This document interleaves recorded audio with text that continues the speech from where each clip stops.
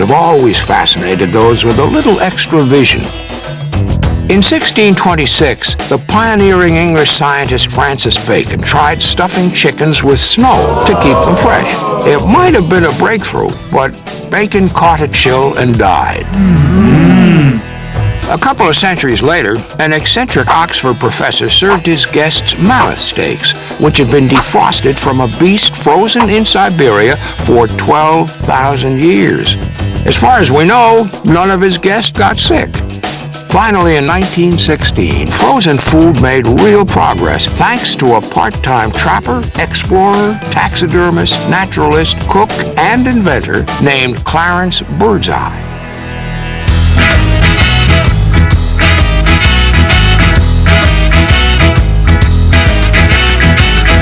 Birdseye was 26 years old when he traveled to northern Canada to trap foxes for their fur.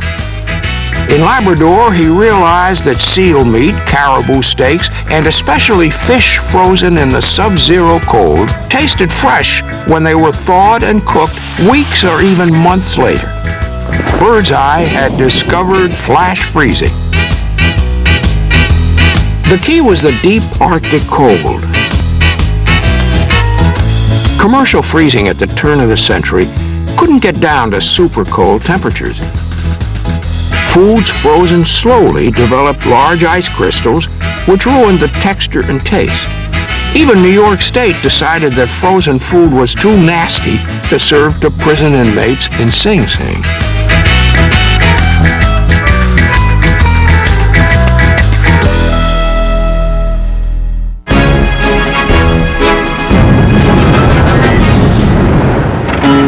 When the U.S. entered the First World War, Birdseye moved his family back to New York and continued his experiments, packing food into candy boxes and immersing it in barrels of salt water. He would freeze steaks and then invite people over for dinner, and he would throw them on the ground and they would bounce, because I guess the cold storage that they had at the time wouldn't really freeze things that hard, so that was a very impressive, parlor trick. Birdseye's guests were amazed.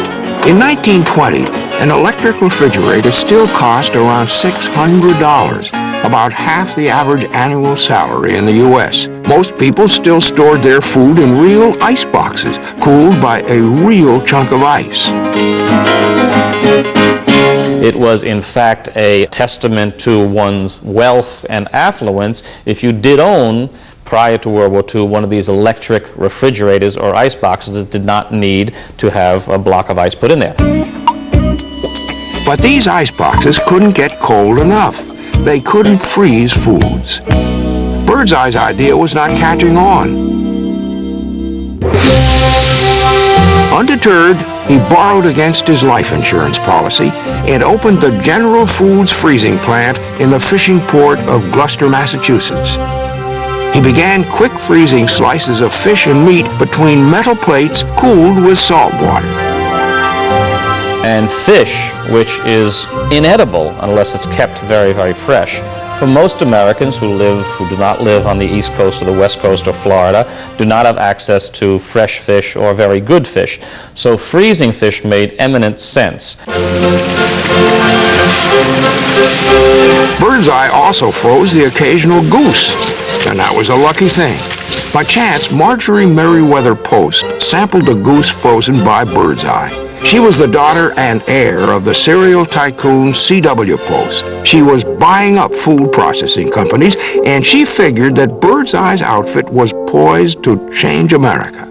She was right.